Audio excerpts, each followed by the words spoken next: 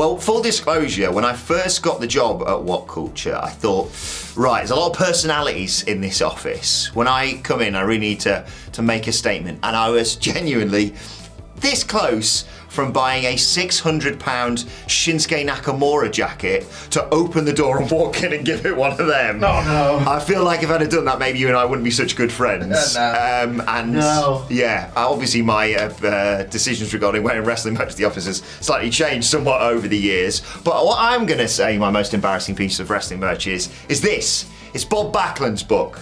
This is not embarrassing to own.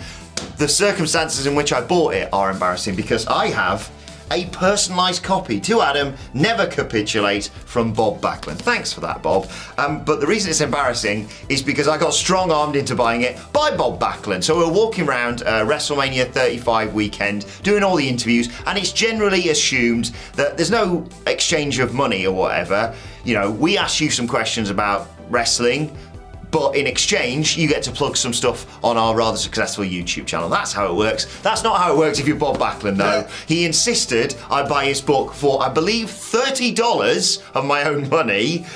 And then you can go and watch the interview. You don't have to. Nothing happens in it. It's pointless. The only good bit of footage in it is the footage of him doing a headstand, I should say, which Phil Chambers shot on a completely different day and we just spliced in.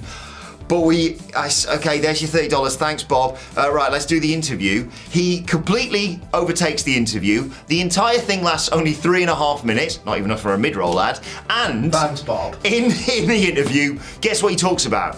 His book! He plugs his book! I get nothing out of him. I got no wrestling takes out of him. He just bangs on about his book, and then literally, as I'm about to segue into, well, thanks for talking about your book, Bob. What do you think about, you know, the state of the business or whatever? He just goes, bye, and walks away. Play it now. Don't talk back to me, young man.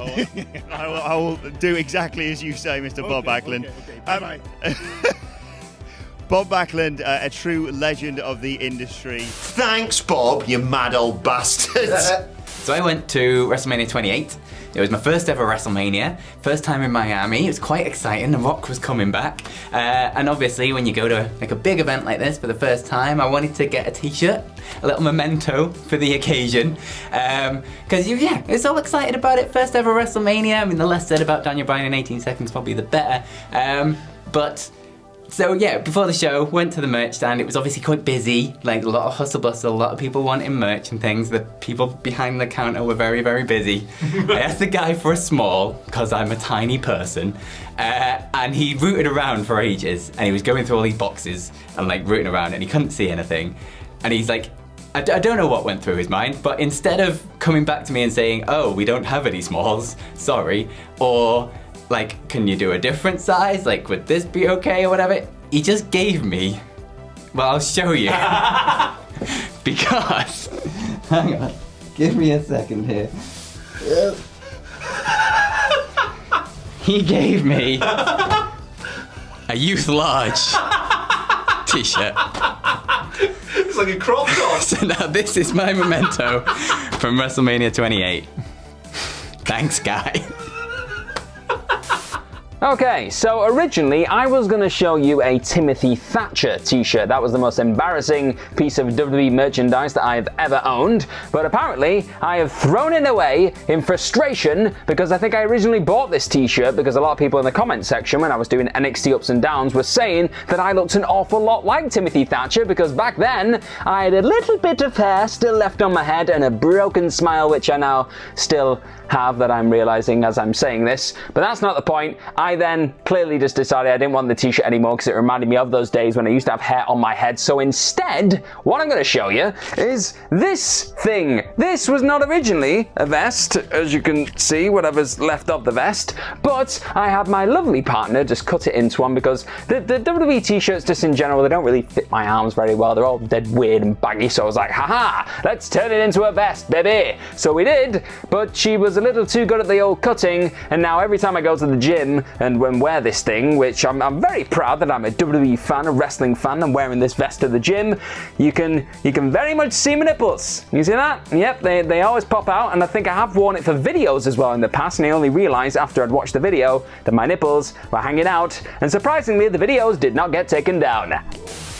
Well, I don't believe there's such a thing as embarrassing wrestling merchandise. If you love wrestling as much as I do, and it's been a part of your life so long, you've kind of bought everything. They've slapped logos on every kind of little bit of garbage that you've been willing to waste your money on just to have it, just to feel a little bit closer to the thing you love that normally is only on a screen or in front of a barrier. So my actual answer would probably be tickets to any WWE show headlined by Randy Orton or John Cena that I willfully paid money for, but I don't really have tickets. I've not really held on to stubs over the years. A lot of them are electronic now. So what embarrasses me is not just that I bought something once, but that I had to buy something twice. And it's this right here. This Undertaker figure. I wasn't even an Undertaker fan when I was 8 years old, but I was a completist and I was a collector, and I loved these Hasbros. I absolutely loved all of these wrestling figures, and even the Undertaker, who I was never going to push in my figure fed. I still needed him because I needed him to lose to Bret and Shawn and Perfect and all my other actual favourite figures. Problem was, in 1994, when he lost a casket match and rose up into the heavens at the Royal Rumble 1994, I believed that he would come back with new gear. I was correct. Of course, he came back with his purple gloves and his purple look. I believed, because of what had been shown on the screen, that he would come back in all white. So I took some Tipp-Ex and I painted my Undertaker in detail, all in white. White gloves, white hat, white, all this sort of stuff. And then he just came back with purple gloves, and I was like, I've just got an Undertaker with Tipp-Ex that basically had gotten in the joins and the clothesline wouldn't work anymore and this arm didn't move anymore.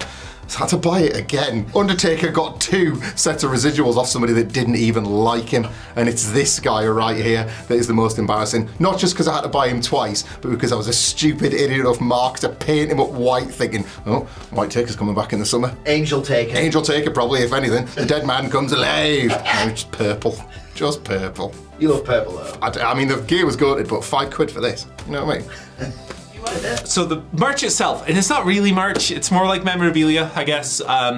It's not embarrassing in and of itself, right? Apart from the one I'm about to hold up. It's more what it says about me. So I have a bookshelf at home, and it probably has about 50 books in it that I have never read. Because I'm a very aspirational purchaser of books who never gets around to reading them because I have a terrible attention span and I don't remember anything I take in when I read. So it's a case of spending 2 hours on something, consuming about 50 pages, and remembering a sentence of the whole thing. That extends to wrestling, and on my bookshelf I probably have about 12 to 15 of just some of the most critically acclaimed wrestling books of all time that I have never and will never read, probably because I am a buffoon. I've read some of them. Like the ones I have read I'm very happy with. Michael Sidgwick's books in particular, check them out right now. But I've got some, like, you know, held up pillars, classics of wrestling literature. I've got the recent Brian Pillman biography. I've got the Nitro book that came out a few years ago, The Death of WCW, Death of Territories, a whole bunch of stuff. And then there's this. Yeah! The Hardcore Truth Bob Holly story. I don't know what compelled me to buy this, but this is probably the silliest one, which is why I decided to putting it in. The idea of Bob Holly writing a book, obviously he's got a co-writer, Ross Williams, shout outs to Ross. The idea of Bob Holly writing a book is in and of itself objectively hilarious, but I just want to read out the first line from this book for everybody. Bob Holly, reputation, think of that for a second. Opening line, chapter 1, bread, gravy and baby food is the chapter name. I've never been a fan of bullies. Bob Holly. Bob Holly, my friends. Superb. Says it all. One piece of merchandise I own, and this is embarrassing, and I actually tried to find it. I don't know where the hell it is, even though like a good month ago I was using it every day, but I moved house, blah, blah, blah. Is I do own the, was it World's Best Director of Operations mug when Kane was Corporate Kane.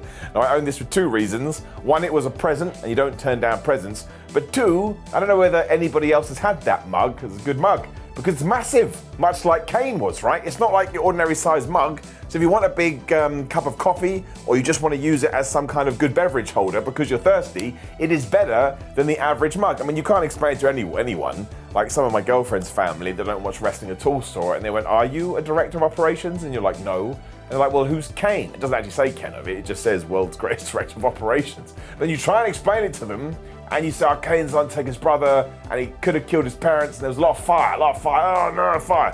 And they don't want to hear about this either, so it is very, very difficult. But otherwise, I never really bought that much merch, and I don't know why. Like, I have the odd t-shirt. I do know why. Because when I was a kid, I bought the Rock sunglasses at an event over here in the UK, and you put them on, and it was like wearing a balaclava over your face. They were massive.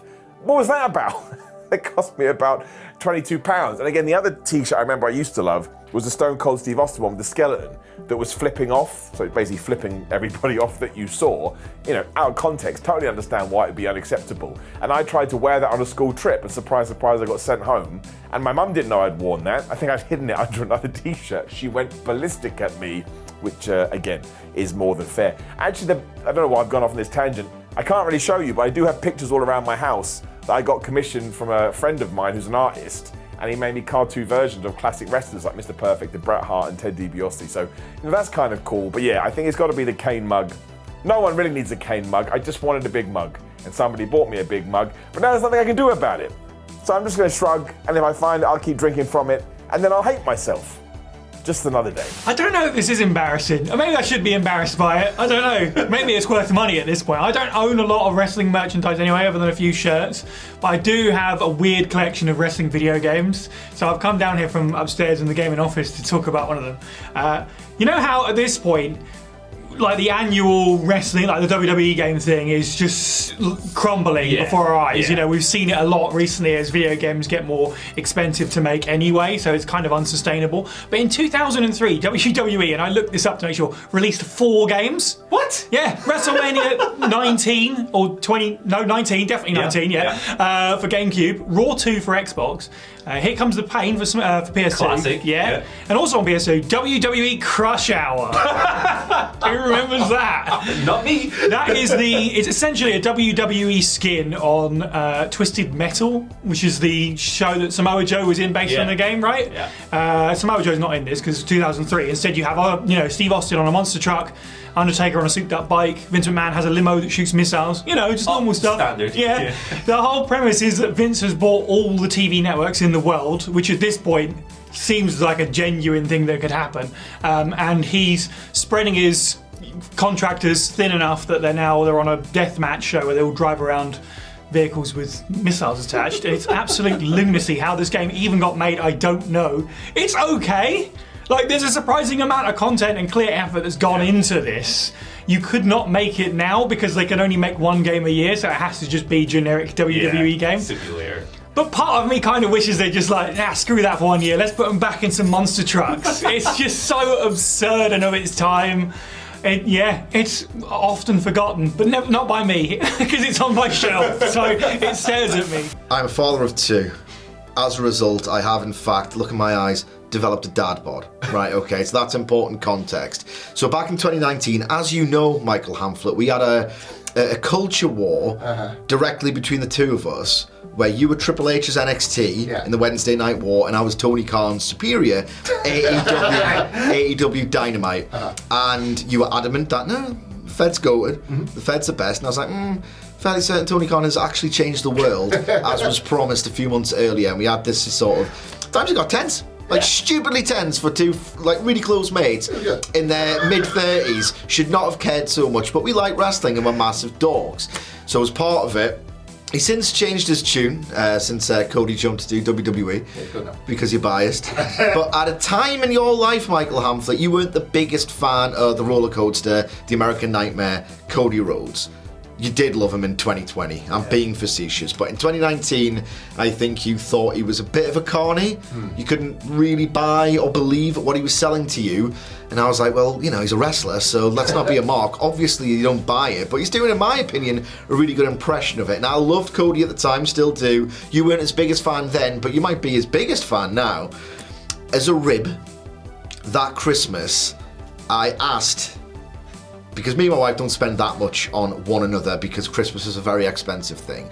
So about 30 quid here or there. And I was like, you know what I'm going to do? I'm going to rib my mate at work and I'm going to get the Cody Rhodes, bring it up, make him say, t-shirt, that deliberately vile rib of a t-shirt. It was a rib upon a rib upon a rib. So I thought, I'm going to buy that and I'm going to wear a buttoned up shirt, and underneath I'm going to have the t-shirt and I'm going to go into the office on the 1st of January or the 3rd or whenever we were back. Let's go like this and go Hamflett. And I wanted to make him say, just for him to go, all right, very good. Now the design is quite embarrassing in and of itself, but it's meant to be like gaudy and a bit stupid. Compounding the embarrassment, circling back to the start, is that I have cultivated a dad bod. I am too lazy to do anything about it. And I thought, right, it's heavy duty cotton. I still delude myself into thinking, you know what, I could probably pass for a member of the Strokes, which maybe in 2005 with my longer hair, my rail thin body at the time I could have, right, not happening anymore. So I thought, I'm a medium, I am a medium. But I'm thinking I'm gonna get small, just, you know, they're baggy, they're heavy duty cotton, they're really sort of regular fit. I've always liked a slim fit. So I thought, I'm just gonna get small, I'll fit into that. I almost suffocated. Like, it was so painful. It was wearing this t-shirt was not unlike I imagine it feels like to be sort of wrapped around by a boa constrictor. So I came into the office. Oh God. This is like, if anything, I'm embarrassing myself here, and the rib is on the square, or the fat lad, which is me. So I went in the office. I'm flat. He went, what? I went, Humphrey, I went, say, and you were like, what? He's a weird guy, this guy. And I went, Humphrey, I went, I spent the rest of the day sucking in on my balls. 10 reasons WWE's terrible. 10 reasons I'm terrible. I'm a stupid idiot. And I need to either do something about it or just realise that I've peaked. I have peaked in life. Sad.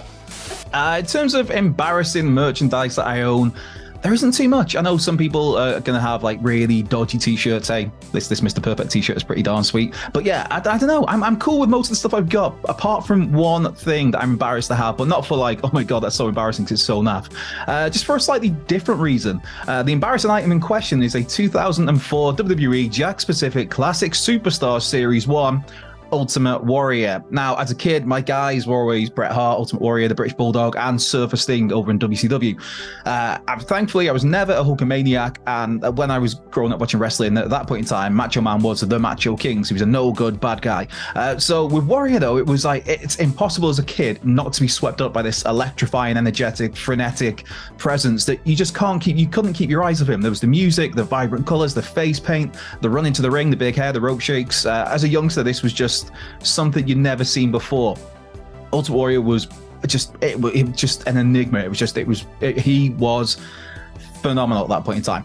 One of my favorite childhood memories was the Ultimate Warrior returning at WrestleMania 8. We actually watched that event on the last day of school as a treat. That's aging myself, I know, because someone had taped it onto VHS. Again, I'm old.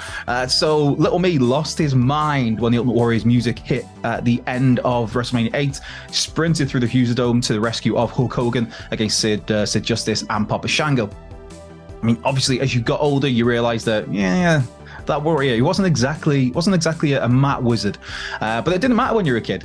Still, growing up, the Ultimate Warrior was, for me, he was a great part of my childhood and someone who always put a smile on my face. In particular, like I said, WrestleMania 8, that is one of my favorite childhood memories.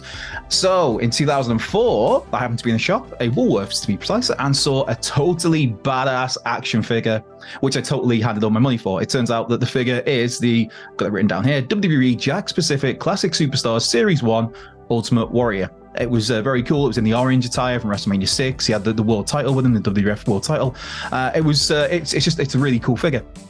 And as somebody who's a big Ultimate Warrior fan, it was like, oh my God, this is so cool. This is so badass. It was only then, though, years after that purchase, Ultimate Warrior started to make comments that were homophobic, racist, generally xenophobic, mocked poor Bobby Heenan for having cancer. And then it dawns on you that Jim Hellwig, or Warrior, just turned out to be a total trash human being. And for me, I feel embarrassed to still have one of his action figures. Yet for the childhood memories and for that WrestleMania return alone, the WrestleMania 8 return, which it's impossible to describe how amazing that was at the time.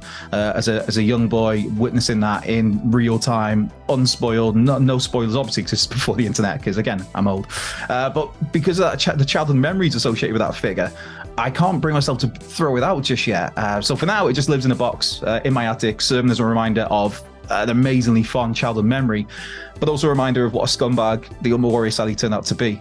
So I'm embarrassed to still have one of his figures, but there is just that part of me that can't quite bin it yet. So maybe I will